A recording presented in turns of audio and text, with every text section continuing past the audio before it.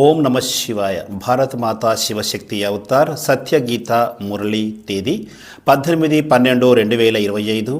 ప్రభాత పాఠము పూర్వ తేదీ 9/7/1968. ప్రియమైన పిల్లలు, మీ ఇంట్లో పనిచేస్తున్న పనివారికి కూడా తండ్రి పరిచయాన్ని తెలియచేయాలి. స్వయాన్ని ఆత్మగా భావించి తండ్రిని గుర్తు చేయాలి. మీ సంబంధ సంపర్కములో వచ్చిన వారికి ఇలాంటి శిక్షణ ఇవ్వాలి. అందరి సేవ చేయాలి. తండ్రి మనకు సన్ముఖంలో కూర్చొని తెలియచేస్తున్నారు. పిల్లలు కూడా ఇప్పుడు తెలుసుకున్నారు, మనము విశాలమైన తండ్రిని సమక్షంలో కూర్చున్నాము. ఇది ఈశ్వరీయ పరివారము. ఈశ్వరుడు నిరాకారులు. ఈ విషయాన్ని మీరు తెలుసుకున్నారు. మీరు ఆత్మాభిమానిగా మారి ఇక్కడ కూర్చున్నారు. ఇక్కడ సైన్స్ యొక్క అహంకారం ఏది లేదు. హఠయోగం యొక్క మాట కూడా లేదు. ఇది బుద్ధితో చేయవలసిన పని. శరీరంతో ఎలాంటి పని లేదు. హఠయోగంలో శరీరం యొక్క అవసరం ఉంటుంది. పిల్లలు ఇక్కడ స్వయాన్ని ఆత్మగా భావించి తండ్రి సమక్షంలో కూర్చోవాలి. బ్రహ్మబాబాకు కూడా ఈ విషయం తెలుసు. బాబా మనలను చదివిస్తున్నారని చెప్తున్నారు. తండ్రి ఒకే విషయాన్ని చెబుతారు, స్వయాన్ని ఆత్మగా భావించి తండ్రిని గుర్తు చేయమని. అదేవిధంగా చక్రాన్ని గుర్తు చేయమని తెలియచేస్తారు. ఓ మధురాతి మధురమైన పిల్లలు, ఇలా గుర్తు చేయడం ద్వారానే మీ పాపాలు తగ్గిపోతూ ఉంటాయి.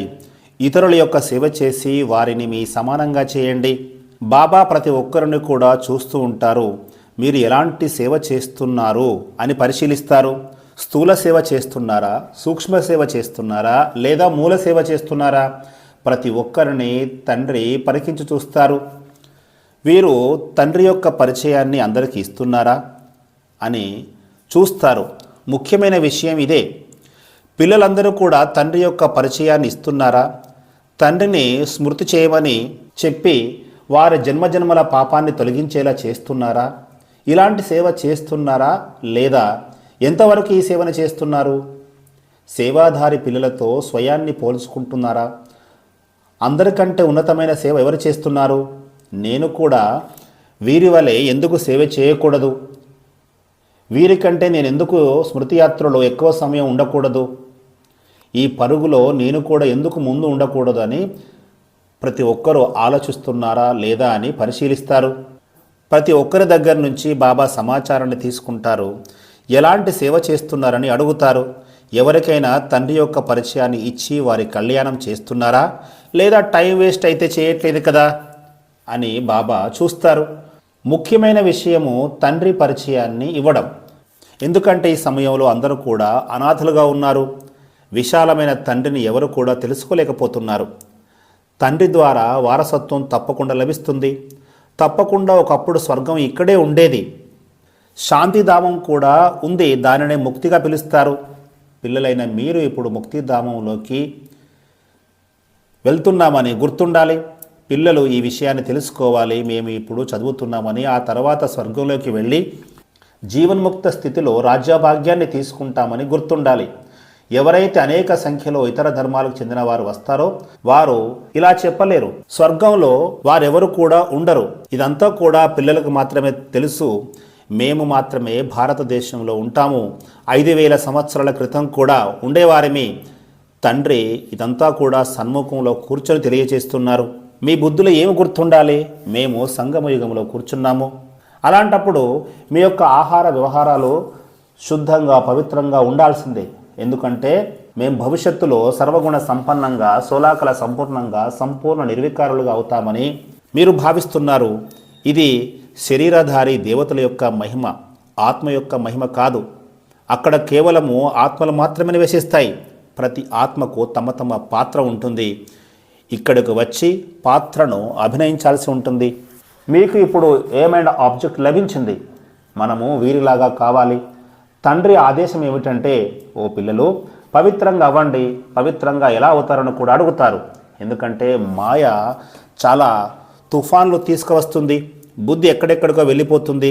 దానిని ఏ విధంగా వదిలివేయాలి? పిల్లల యొక్క బుద్ధి అటు ఇటు పరిగెడుతుంటుంది కదా. ఇక్కడ తండ్రి, టీచర్, గురువు మీకు లభించారు. బ్రహ్మబాబా కూడా తెలుసుకున్నారు. ఉన్నతమైన వారు భగవంతుడే. వారే తండ్రి, టీచర్, వారే జ్ఞానసాగరులు. మరి తండ్రి ఎందుకు వచ్చారు? ఆత్మలందరినీ వెంట తీసుకువెళ్ళడానికి. సత్యయుగంలో చాలా తక్కువ మంది ఉంటారు. కేవలం భారతదేశంలో కొంతమంది జీవాత్మలు మాత్రమే ఉంటారు. వారంతా కూడా దేవీ దేవతలు. ఈ విషయాలు మీరు తప్ప మరెవరు కూడా తెలుసుకోలేరు. ఇంకా కొద్ది సమయం మాత్రమే మిగిలి ఉంది.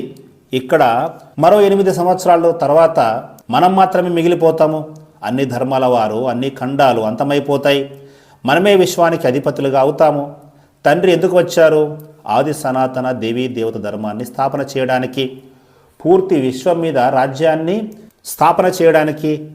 అక్కడ మన ఒక రాజ్యం మాత్రమే ఉంటుంది. చాలా సుఖం లభిస్తుంది. మీరు ఎంత సేవ చేస్తున్నారని తండ్రి అడుగుతారు. అంతేగాని తండ్రి అంతర్యామి కాదు. మేము ఎంత సేవ చేస్తున్నామో, ఎలాంటి సేవ చేస్తున్నామో పిల్లలకు తెలిసిపోతుంది. అందరికంటే ఎక్కువ సేవ ఈ దాదా చేస్తారు. శ్రీమతం మీద సేవ చేస్తారు. బాబా క్షణక్షణ మీకు తెలియచేస్తున్నారు స్వయాన్ని ఆత్మగా భావించమని, దేహాభిమానాన్ని వదిలిపెట్టమని చెబుతారు. స్వయాన్ని ఎంతవరకు ఆత్మగా భావిస్తున్నారు? ఆత్మ అనే విషయాన్ని ముందు అంగీకరించాలి. స్వయాన్ని ఆత్మగా భావించి తండ్రిని స్మృతి చేయాలి. దీని ద్వారానే మీ నౌక తీరాన్ని చేరుతుంది.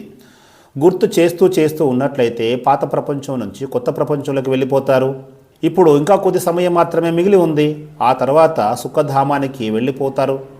అన్నిటికంటే ముఖ్యమైనది ఈ ఆత్మీయ సేవ మాత్రమే. అందరికీ పరిచయాన్ని ఇవ్వాలి. ఇది చాలా సహజమైన విషయము. స్థూల సేవ చేయడంలో, భోజనాన్ని వండడంలో చాలా కష్టంగా ఉంటుంది.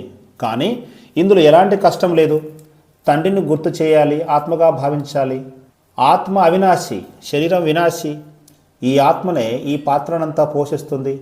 తండ్రి ఒకే రకమైన శిక్షణను అందరికీ ఇస్తారు. తండ్రి వచ్చినప్పుడే వినాశనం జరుగుతుంది. దేవీ దేవతలది కొత్త ప్రపంచము. అందులోకి వెళ్ళాల్సిందే. ప్రపంచంలోని మిగతా వారందరూ కూడా శాంతిధామానికి వెళుతారు. ఈ పాత ప్రపంచము సమాప్తమైపోతుంది. కొత్త ప్రపంచం వచ్చినట్లయితే పాత ప్రపంచము ఎక్కడ గుర్తుంటుంది? ఏదీ గుర్తుండదు. మీరు స్వర్గంలో ఉంటారు, రాజ్యాన్ని పరిపాలిస్తారు. ఒకవేళ ఇదంతా కూడా మీకు గుర్తుకు వచ్చినట్లయితే ఎంతో సంతోషం కలగాలి కదా. కొత్త ప్రపంచాన్ని స్వర్గమని పిలుస్తారు. ఈ నరకానికి కూడా చాలా పేర్లు ఉన్నాయి. పాపాత్మల ప్రపంచం అంటారు, హెల్ అంటారు, దుఃఖధామం అంటారు.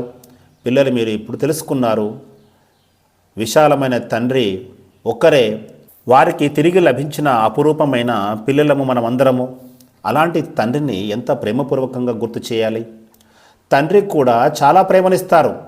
మనకు ఎవరైతే సేవ ఎక్కువ చేస్తారో తండ్రికి పిల్లల మీద అపారమైన ప్రేమ ఉంది. చాలా సేవ చేస్తారు. ముళ్లను పుష్పాలుగా తయారు చేస్తారు. ఇలా చేయడానికే తండ్రి వచ్చారు. తండ్రి ఎప్పుడు కూడా విశ్వాధిపతిగా కారు. మనలను మనుషుల నుంచి దేవతలుగా తయారు చేస్తారు. ఈ సంతోషము మీకు లోపల కలగాలి. స్వర్గంలోకి వెళ్ళి ఈ పదవిని పొందుతామని భావించాలి. మీ ఇంటిలో పనిచేసే వారికి కూడా తండ్రి పరిచయాన్ని ఇవ్వాలి. స్వయాన్ని ఆత్మగా భావించమని, తండ్రిని గుర్తు చేయమని చెప్పాలి. ఎవరైతే సంబంధ సంపర్కంలో వస్తారో వారికి ఇలాంటి విషయాలు తెలియచేయాలి. అందరి సేవ చేయాల్సి ఉంది. అబలలు, పేదలు చాలామంది ఉన్నారు. వారంతా కూడా బాగుపడతారు. ఈ జ్ఞానం వాళ్ళకి తెలియనట్లయితే వాళ్ళు పాపకర్మలు చేస్తూనే ఉంటారు. ఎన్ని దొంగతనాలు జరుగుతుంటాయి చూస్తున్నారు కదా. పని చేసేవారు కూడా దొంగతనాలు చేస్తూ ఉంటారు. ఈ రోజుల్లో పిల్లలు కూడా దొంగతనం చేస్తారు. ఏదో ఒకటి దాచిపెడతారు.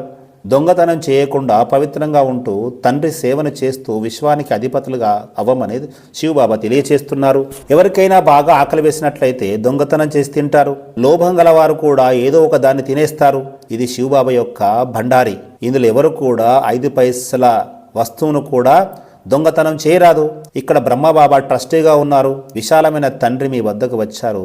భగవంతుని ఇంట్లో ఎప్పుడూ కూడా దొంగతనం చేయకూడదు. స్వప్నంలో కూడా అలాంటి ఆలోచన రాకూడదు. పిల్లలు మీరు తెలుసుకున్నారు. ఉన్నతోన్నతమైన వారు శివ భగవంతుడు. వారి యొక్క సంతానం మనమందరము. మన కర్మలు దేవతల సమానంగా ఉండాలి.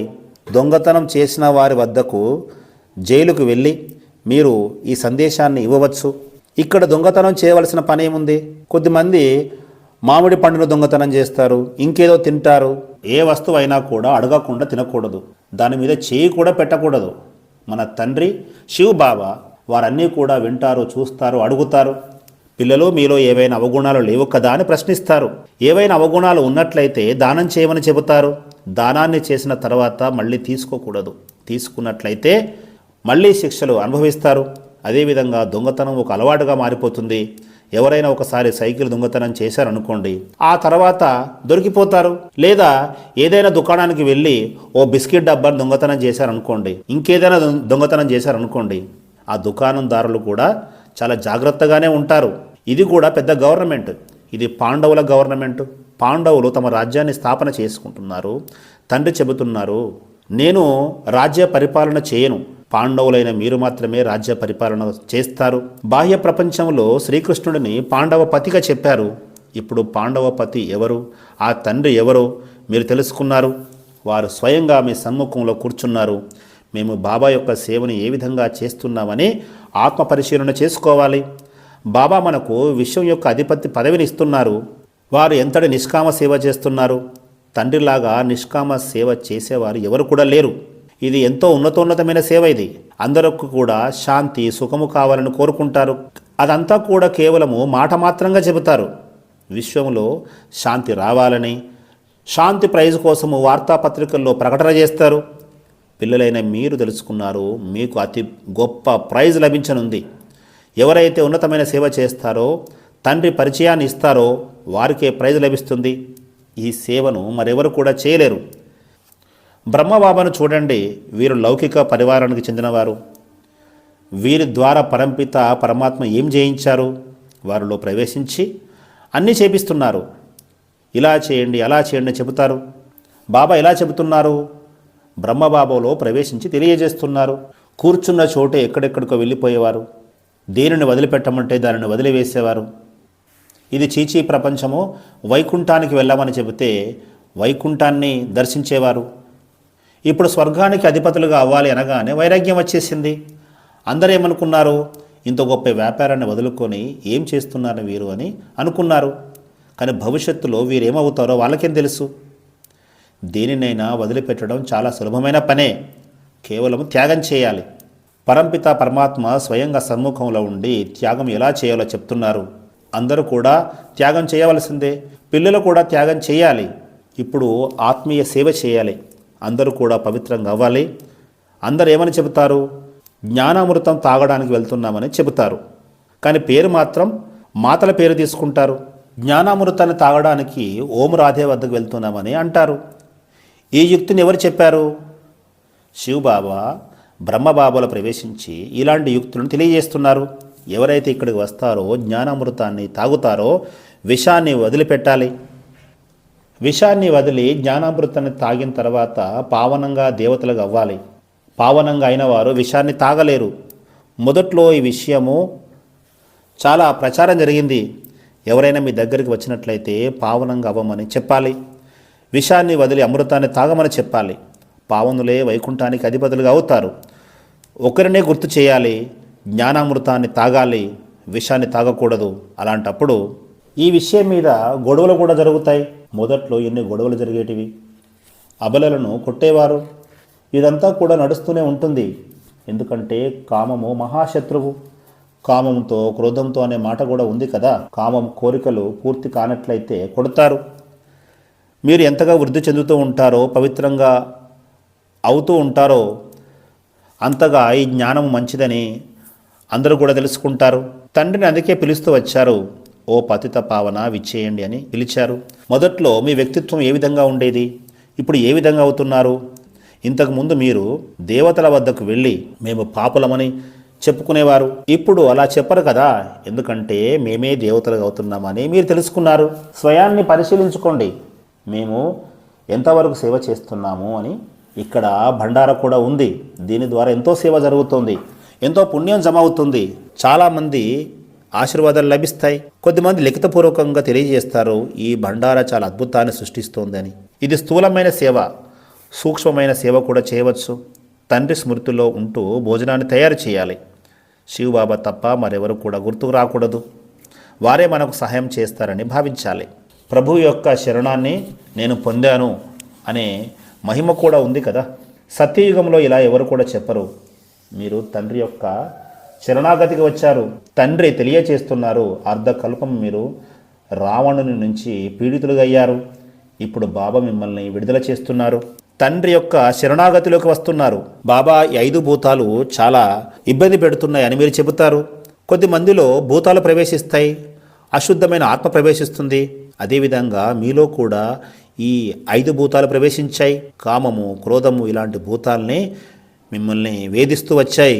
2500 సంవత్సరాలుగా ఈ 5 భూతాలు వేధిస్తూ వచ్చాయి. మీరు ఎంతగానో అలసిపోయారు. ఈ 5 భూతాలే మిమ్మల్ని ఎందుకు పనికిరాని వారిగా చేశాయి. దేహాభిమానం కూడా నెంబర్ 1 భూతము. కామము అన్నిటికంటే పెద్ద భూతము. అవి ఎంతగా మిమ్మల్ని ఇబ్బంది పెట్టాయి. ఇదంతా కూడా తండ్రి తెలియచేస్తున్నారు. కల్పకల్పము కూడా ఈ భూతాలు మిమ్మల్ని పట్టి పీడిస్తున్నాయి. యథా రాజా రాణి తథా ప్రజ. రాజా రాణులు ఏ విధంగా ఉంటారో ప్రజలు కూడా అదే విధంగా ఉంటారు. తండ్రి తప్ప ఈ విషయాలు మరెవరు కూడా తెలియచేయలేరు. రావణ రాజ్యం అంటే అసురుల రాజ్యం కొనసాగుతోంది. సత్య త్రేతాయుగాల్లో భూతాలు ఉండవు. మనలో ఒక్క భూతం ఉన్నా కూడా ఎంతో దుఃఖం కలుగుతుంది. వీటి గురించి ఎవరికి ఏమీ తెలియదు. 5 వికారాల రూపి రావణుడే పెద్ద భూతము. వారి నుంచి తండ్రి మనకు విముక్తి కల్పిస్తున్నారు. మీలో కూడా చాలామంది సున్నితమైన వాళ్ళు ఉన్నారు. ఇవన్నీ కూడా అర్థం చేసుకుంటారు. మంచిది. ఆత్మీయ పిల్లలకు ప్రియ స్మృతులు. నమస్తే. వరదానము పూజనీయ భవ. బాబ్దాదా పిల్లలందరికీ ఒకే చదువును చదివిస్తున్నారు. మనుషుల నుంచి దేవతలుగా అయ్యే లక్ష్యాన్ని కూడా ఇచ్చారు. అయినప్పటికీ పూజలో ఈ తారతమ్యం ఎందుకుంటుంది? అన్ని కర్మేంద్రియాలపై విజయాన్ని సాధించకపోవడం వల్లేనే సాకార రూపంలో దేవీ దేవతల పూజలో తారతమ్యం కనిపిస్తుంది. సంపూర్ణ పవిత్రంగా కాకపోవడం వల్ల సాకారంలో దేవీ దేవతలకు పూజలో తేడా కనిపిస్తుంది. ఎవరైతే తండ్రి యొక్క హృదయ సింహాసనంపై సదా కూర్చోరో వారిని కూడా భక్తాత్మలు ఇష్టదేవుని రూపంలో స్మృతి చేయరు.